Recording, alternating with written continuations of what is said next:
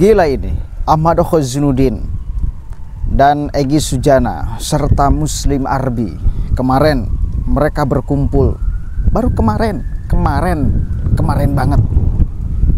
Dia memfitnah luar biasa pemerintah kita. Ya, dia memfitnah luar biasa proses pilpres kemarin. Ya, katanya kemarin itu bukan pilpres yang dilaksanakan oleh pemerintah Indonesia, tetapi pilpres yang dilaksanakan oleh pemerintah Cina di Indonesia. Ini sudah kebangetan, ini sudah kebablasan, provokasi yang sangat luar biasa. Kenapa saya angkat?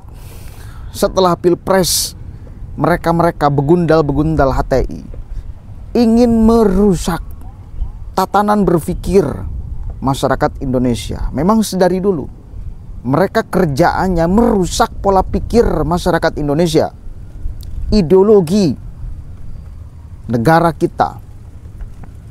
Dan kemarin ketika mereka ikut-ikutan di dalam mendukung salah satu capres, itu upaya kamuflase, ya, seolah mereka menghendaki adanya demokrasi, padahal enggak. Mereka menginginkan untuk merubah itu semua, diganti oleh sistem yang mereka anggap sebagai sistem yang diperintahkan oleh Allah Subhanahu wa Ta'ala. Khilafah alamin haji nubuwah katanya. Padahal itu bukan khilafah alamin haji nubuwah, tetapi khilafah alamin hajil HTI. Itu harus tegas kita mengatakan. Ya, kita harus tegas mengatakan. Coba kita dengarkan nih provokasi sampahnya. Kenapa saya bahas? Karena kepura-puraan mereka mesti kita bongkar, mesti kita terangkan kepada masyarakat agar tidak ikut terseret di dalam pemikiran mereka yang sesungguhnya ingin merusak di republik ini. Ya, itu bukan urusan pilpresnya. Pilpresnya udah usai. Ini mereka yang memakai isu pilpres untuk sebetulnya mencekokkan ideologinya kepada pikiran anak bangsa. Ini yang penting kita terangkan kepada masyarakat. Coba kita cek nih ya, provokasi parahnya. Kurang ajar ini. Kalau coba-coba yang ahli hukum, ini simak. Kira-kira statement-statement kayak gini, tuduhan-tuduhan brutal kayak gini, ini kena delik hukum atau tidak? Ya, coba kita cek dulu nih, sama-sama. Bantu sebarkan ya, biar viral. Kalau sudah viral itu kan cepat ditangani tuh.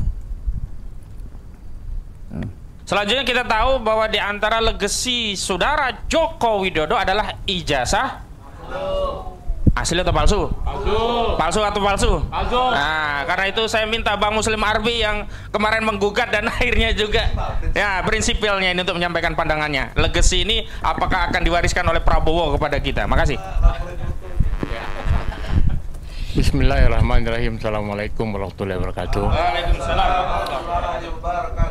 Para senior, para ustadz, para ulama, para advokat, ya kan, para aktivis semua, teman-teman media. Bismillahirrahmanirrahim. Sebelum saya masuk ke ijazah palsu, ya kan, saya mau bicara pemilu palsu. Saya mau mengawali dengan pertanyaan, apakah ini pemilu dilakukan oleh pemerintah Indonesia atau ini pemerintah Cina? Menurut pendapat saya, pemilu hari ini adalah pemerintah Cina mengadakan pemilu yang dilaksanakan oleh gubernur jenderalnya di sini. Ya kan? Kenapa demikian? Saya punya alasan kuat. Pertama, Jokowi minta 3 periode. Lalu kemudian memanfaatkan Luhut, ya kan, Imin, kita harus menyebutkan juga, lalu Jul, ya kan, orang-orang yang tersandra, ya kan, untuk menggerakkan ini dan gagal, ya kan. Itu yang pertama. Meminta Megawati agar supaya mendukung 3 periode. Megawati menolak. Lalu kemudian terjadi pertempuran keras dan dia kemudian punya capres sendiri, ya kan. Itu alasan yang pertama. Alasan yang kedua, bahwa Cina menggelontorkan uang, ya kan, dalam Pilpres 2024 ini. terakhir ketemu di bulan Juli di Chengdu. Ya kan, Chengdu 125 triliun. Logikanya apa? Ini kan sudah mau habis, ngapain lagi ngasih uang? Itu loh. Uang itu untuk apa juga tidak jelas, ya kan? Nah, tuh. Yang kedua. Yang ketiga, Pilpres ini langsung ketua tim sesnya adalah Joko Widodo. Nah, cawe-cawenya itu. Dan cawe-cawenya itu tidak dicabut. Dengan cawe-cawe itulah menggerakkan Panglima, menggerakkan Kapolri, menggerakkan para menteri, para gubernur, sampai kepada kepala desa. Yang keempat, menggunakan APBN untuk membiayai bansos, untuk bagi-bagi. Dan kemarin dibuktikan di sidang MK kemarin. Jadi, saya punya kesimpulan bahwa KPU, ya kan, Bawaslu, DKPP, dan MK itu adalah alat-alat untuk mendukung pemilu Cina di Indonesia ini. Oke. Kurang ajar kan? Mau dibiarkan orang-orang kayak gitu? Mau dibiarkan? Serius? Aparat coba lihat nih. Yang ahli-ahli hukum coba kaji secara kajian hukum. Masuk delik gak? Provokasinya tuh. Fitnah luar biasanya tuh. Ini kan mendelegitimasi proses pemilu dan pada akhirnya mendelegitimasi hasil pemilu. Hasil Pilpres khususnya. Yang sebetulnya sudah diakui oleh masing-masing capres, mereka yang kalah. Tapi ini begundal-begundal ini tidak mau dan tidak akan pernah menerima, karena produk demokrasi anggapannya adalah produk iblis. Apapun produknya, termasuk proses pilpres, pileg, semuanya itu kan produk demokrasi.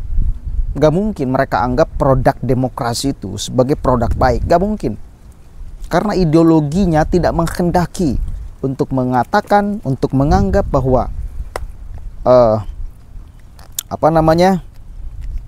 produk yang dilahirkan dari demokrasi adalah kebaikan.